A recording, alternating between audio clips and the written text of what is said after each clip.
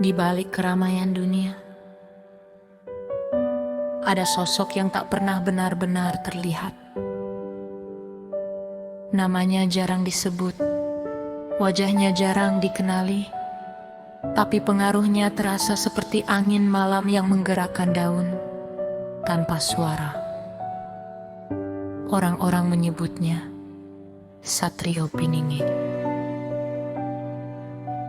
sang tersembunyi, sang bayangan.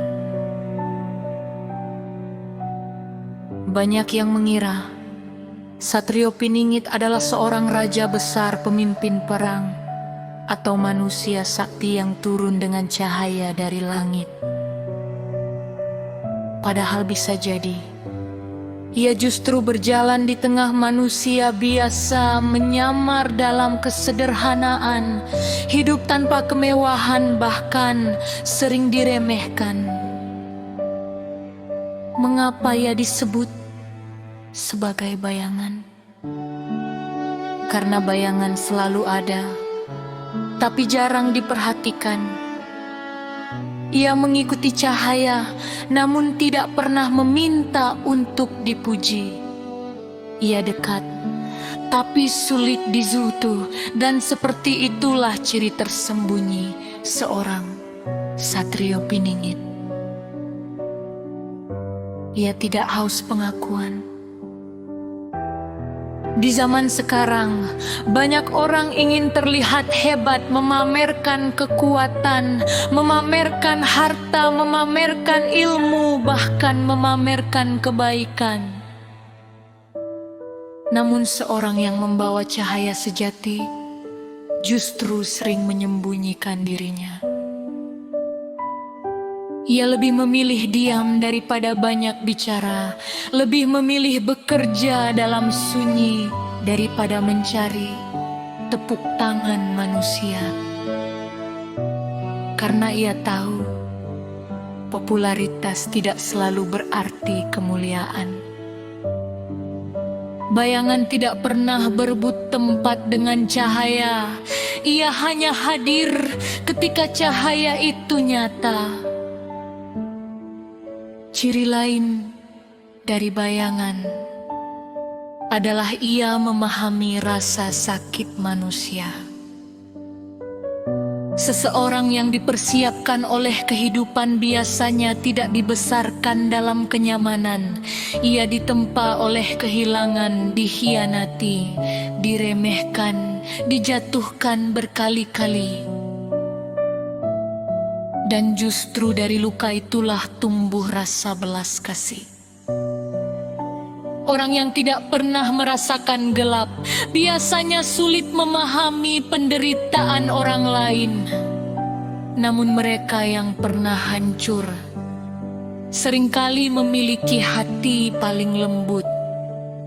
Itulah sebabnya banyak kisah lama menggambarkan sosok pilihan sebagai seseorang yang pernah hidup susah sebelum datang waktunya.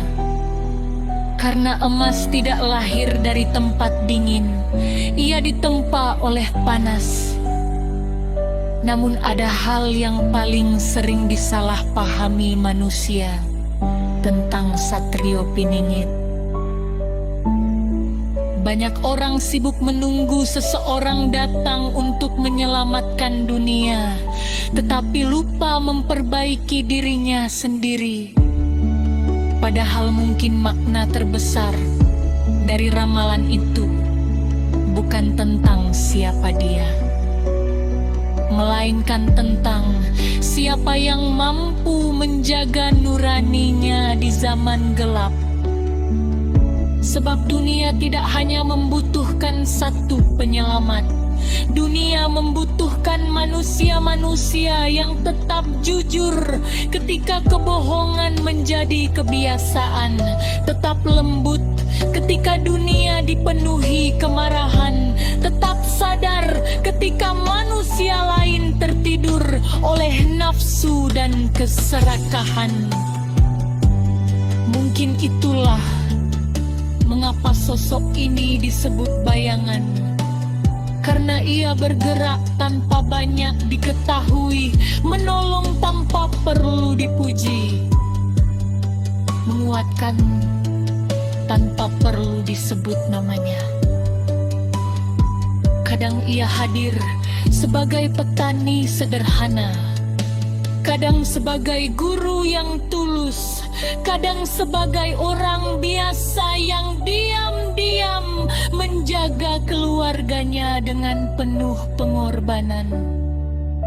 Dunia sering mengira kekuatan harus terlihat besar, padahal akar pohon yang paling kuat justru bekerja di bawah tanah tanpa terlihat. Dan bayangan selalu mengajarkan satu hal penting.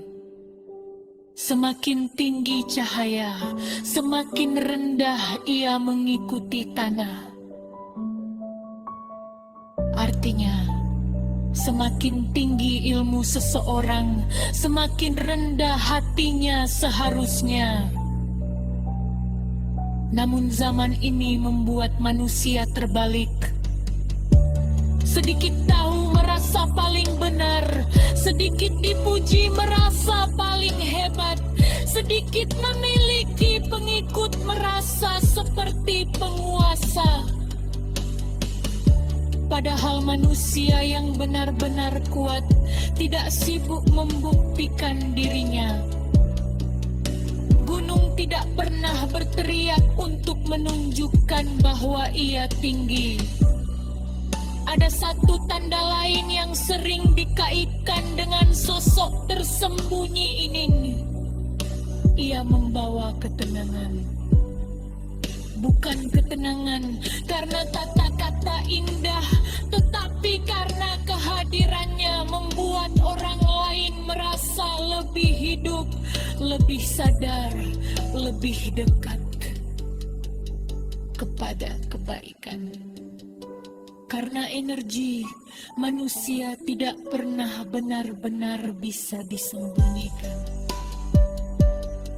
Orang yang dipenuhi kebencian akan menyebarkan keresahan, namun orang yang hatinya bersih sering membawa keteduhan bahkan tanpa berbicara banyak.